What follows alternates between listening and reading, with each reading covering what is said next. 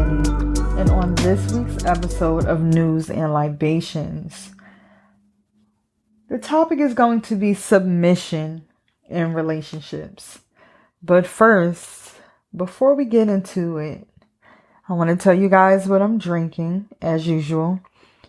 This week's episode, I'm sipping on a San Antonio Winery brand sweet red called Cardinal.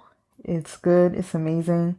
Not sure if I've had it before on the show, but I probably have spoke about it.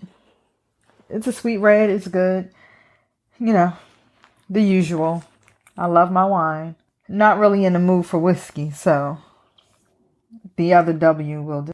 So this week's episode, I want to talk about submission in relationships. And the most current hot topic right now is Jeannie Mai saying that in her marriage to Jeezy, she wants to be submissive and take on a more submissive role. And not really going to quote her verbatim, but her whole idea of submission is letting Jeezy take the more dominant role in a relationship, make the decisions. So she did clear it up because some people were looking at her sideways thinking like, you know, what about your voice and what about your thoughts and what about your needs and all of that? And she basically was saying like, I don't mean that he's going to run my life and I'm not going to be who I am and, you know, still be the woman in a relationship. However, when it comes to the more important decisions about where we live and, you know, not really finances, but probably more like, you know, investing and properties and things like that, she wants him to take the lead. Meaning, here's my opinion, babe, but I know that you'll do what's best for us and make an executive decision. And that's her whole take on it. She wants to take on a more submissive role. Now, do keep in mind that Jeannie Mai is a foreigner and she's, you know, she's not American. So that does play a part in, I guess, the mentality of playing a more submissive, not playing a role up, but being more submissive in a relationship. Now, I'm going to put it to y'all like this. Y'all might not like what I'm about to say, but if I had a drum roll right now, I would be banging the drum. I agree with Jeannie 110%. I feel the same way. And I keep seeing like a lot of backlash and comments, especially from black women, of course, like, oh, I would never, he's not my boss. I'm gonna do what I want to do. I'm gonna say what I want to say. I'm gonna make all the decisions, not all the decisions, but you know, I got a voice too in this and this and that. And it's like, this is not what she's saying. If you didn't at least understand her point of view or, you know, what she was trying to say about, you know, her plans for her marriage, then you're missing the whole point. And then that sucks for you. Honestly, like, I don't know what it is about, especially black women.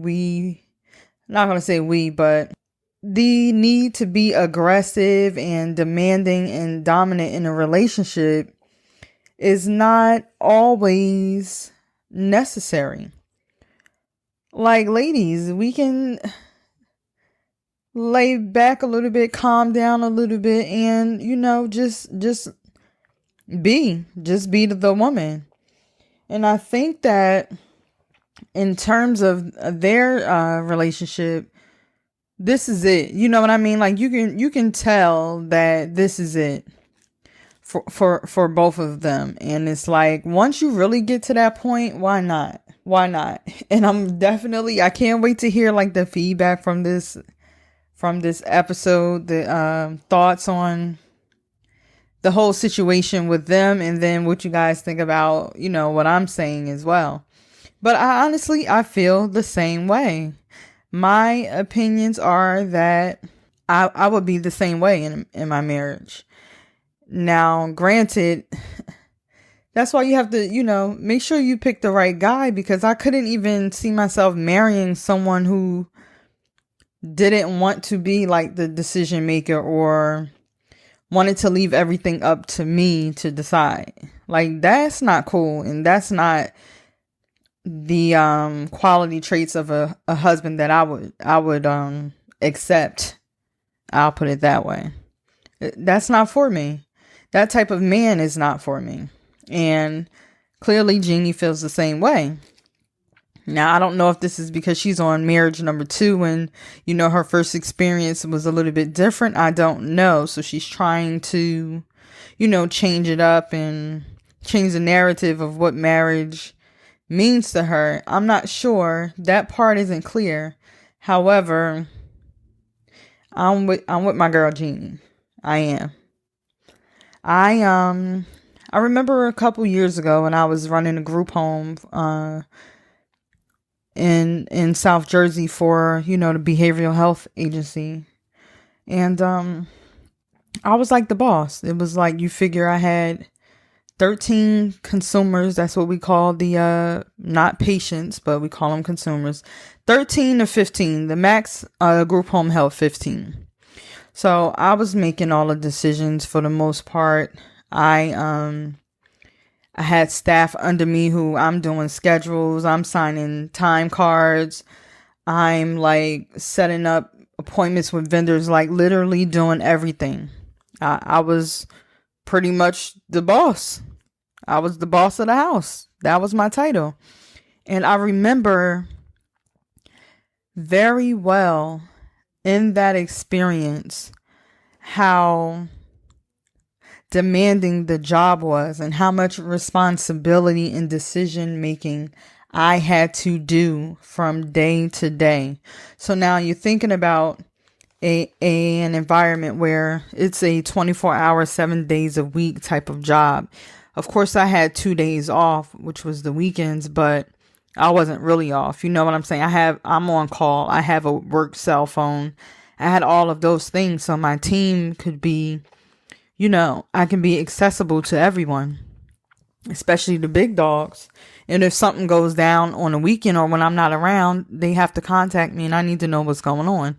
And it was in Camden, New Jersey. So, it's lit. So I'm saying that to say I was just always the one having to make all the decisions, and keep everything in line with the consumers that live there and the staff that work there.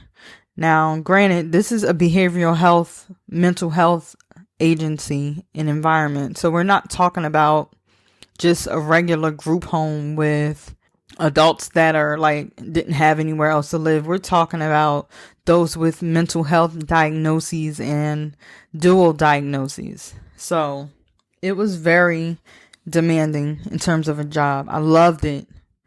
Let me say that. Loved it. But, it was demanding.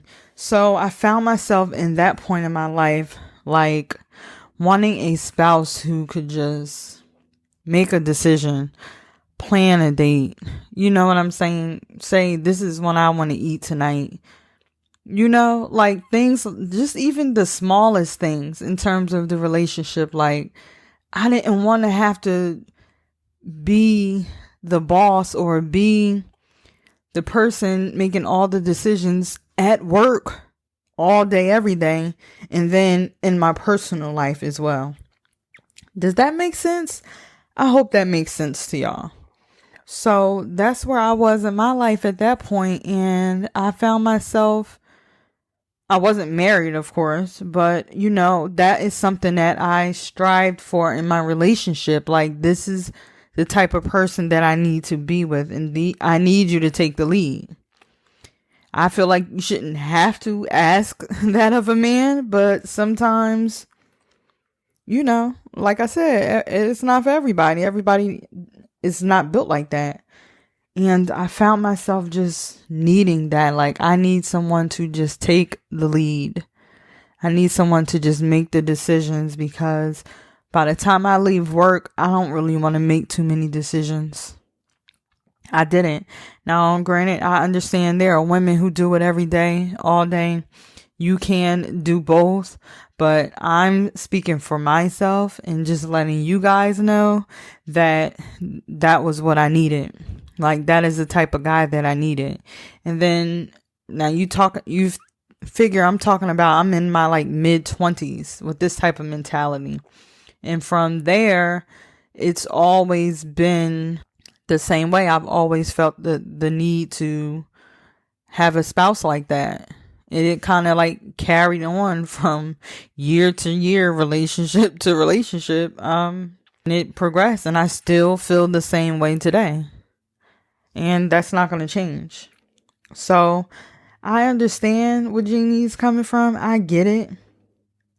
But I also want to know, like, how does that tie into gender roles in relationships? What do you guys think about gender roles in relationships? Do they matter? Are they necessary? How do you deal with the miscommunication when it comes to things like that? Because it happens. And for example, like me, I'm the type of person who I'm not a no type of person with my guy. Especially I'm talking about even in an intimate setting. If he wants to have sex, we're going to do it. Whether I want to or not, or whether I'm in the mood or not, I'm going to do it. Y'all probably like sitting here like, oh no, girl, you bugging. But honestly, that's the way I feel. Like, I'm not going to say no. I'm not going to say no. And most of the time I want it anyway. But sometimes, ladies, how it get. You just be feeling a certain kind of way. And even in those days where I'm feeling a certain kind of way, I'm not going to say no. Like, granted, if he don't push for it, then I'm not going to push for it either. And I'm like, okay, cool. Like, I ain't really want to anyway. But most of the time, I do want to. I'm just like not going to make an extra effort or, throw out hints that I might want some D, because if it's one of those days where I'm like, I could take it or leave it. I'll put it that way. I'm not going to say I have days where I don't want to do it, but I can take it or leave it in some situations. And then once I get it and it's amazing, I'm like, what was I thinking about to miss up an opportunity? So then I feel real stupid anyway, and like neglecting, knowing I'll be mad and feeling some kind of way. So, that's what I'm wondering, like things like that. Do you feel like gender roles in relationships are important, or are they clear in relationships? Now, that also even has me thinking further in terms of same-sex relationships. How does that work? Like, where's the balance in that? Because there is no, this is what a man should be doing, this is what a woman should be doing, if it's two women, or if it's two men. How does that work? What does that balance look like? I definitely want some feedback on this episode, especially this topic. I think it is something that needs to be discussed. I want to know what you guys think, how you guys feel. Please email me in at tgtthepodcast@gmail.com. Don't forget to follow me on Instagram and Twitter at Tall Girl Tuesday. And on YouTube, Tall Girl Tuesday, the podcast. Don't forget to like, comment, subscribe, show your girl some love. And don't forget to shop that Teespring shop. Spend a couple coins. I know you have it. Support your girl. Get yourself some Tall Girl Tuesday merch. And as always, I will see you next week. Thanks again for tuning in to News and Libations.